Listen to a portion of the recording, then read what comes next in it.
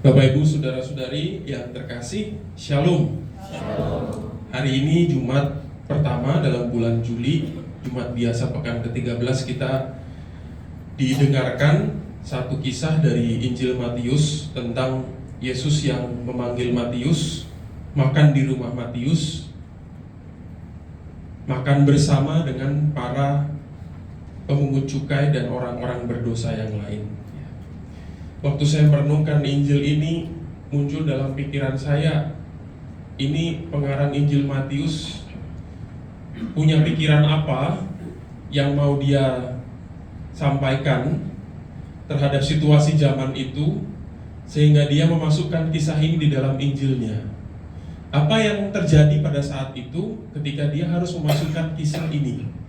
Ya, saya rasa Anda pasti juga sudah tahu ya.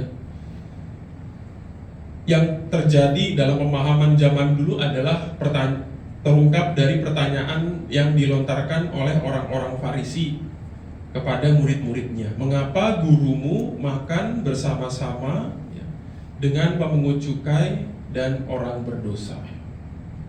Itu memuat kondisi pada zaman itu sebuah pemahaman tertentu bahwa dosa haram atau yang tidak suci itu menular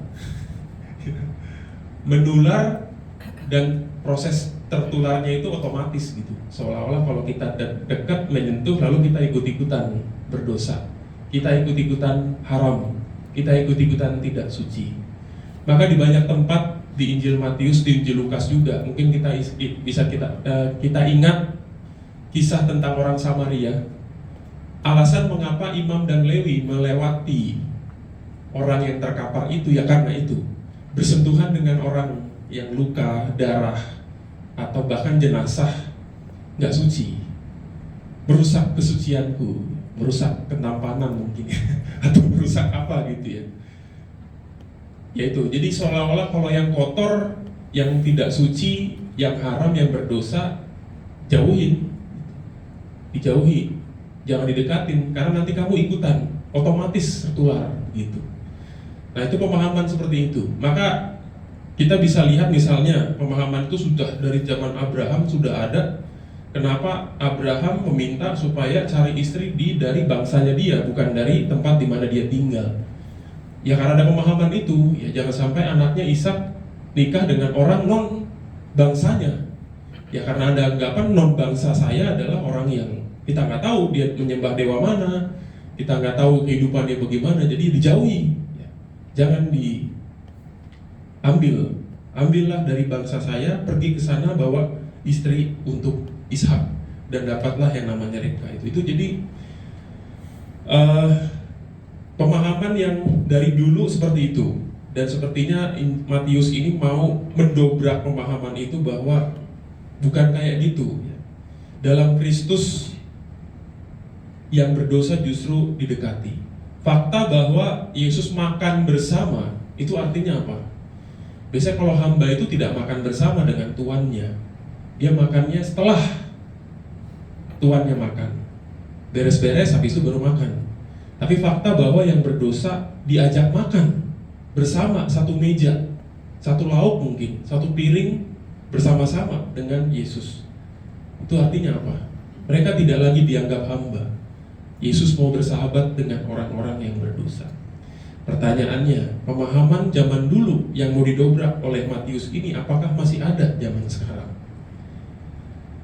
Ada yang udah baca bukunya Yuval yang baru ya, Noah Harari yang nulis Sapiens itu? Bukunya judulnya Nexus yang baru. Ada yang udah baca belum? Belum ya? Ya nggak usah dibaca, pusing saya juga bacanya.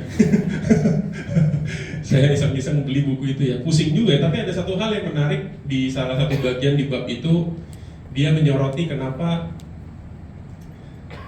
di salah satu negara di Asia Selatan inisialnya depannya I, belakangnya A, India ya. India ada beberapa bagian yang kotor sekali, bahkan nggak ada MCK-nya. Ya menurut dia penulis buku itu, ya karena memang di sana kan kentan dengan kasta-kasta itu ya, Brahmana, Sudra dan sebagainya, ada yang paling bawah. dan biasanya yang bagian kotor itu yang bagian sudra. Mengapa bisa begitu? Ya karena yang Brahmana nggak mau nyentuh-nyentuh yang di bawah, nggak sudi mengotori dirinya sendiri untuk membuatkan WC misalnya. Bahkan ada satu kisah di situ dijelaskan oleh pengarang ini, Yuval ini. Bahkan ada anak sekolah, meja dan tempat makannya itu dipisahin sama yang kasta yang lain, tidak bisa berbaur. Karena anak ini bahkan ditangkap karena, mohon maaf, buang air ya di sembarang tempat karena nggak disediain MCK gitu, ditangkap ya. Bukannya dibuatin MCK ya, malah ditangkap gitu, aneh aja gitu. Maka saya pikir, oh iya juga ya, jangan-jangan pemahaman-pemahaman seperti itu yang harus didobrak ya. Yang kotor itu bukannya dibersihkan tapi malah dijauhi gitu. Nah itu pemahaman seperti itu ya. Kadang-kadang kita, kotor itu, nggak mau gitu ya. Wah saya itu dulu kurang berjuang apa ya. Waktu saya dulu tugas di Papua itu 2016 sampai 2019.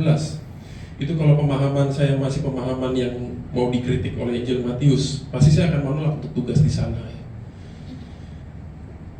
Kalau hari Minggu ya, hari Minggu kan biasa kalau habis komuni anak-anak pada baris tuh ya, berkatin ya. Kalau di sini enak tuh, anak-anaknya wangi-wangi ya, bedak-bedak semua ya, disisirin gitu. Wah senang saya juga, mau 1000 juga ayo lah gitu ya. Di sana boro-boro ya, di sana anak-anak itu mungkin juga kapan terakhir mandi juga saya nggak tahu ya.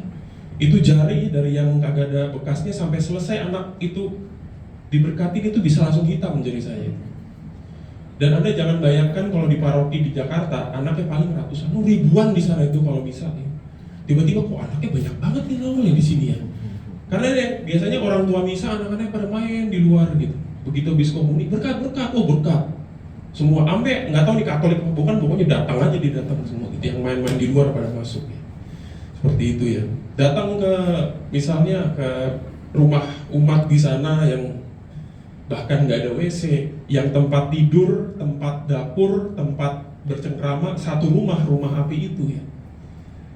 Nah itu kalau pemahamannya masih zaman dulu agak susah ya, seperti itu. Maka saya kira ini bacaan Injil ini bukan bicara soal kotor nggak kotor, tapi bagaimana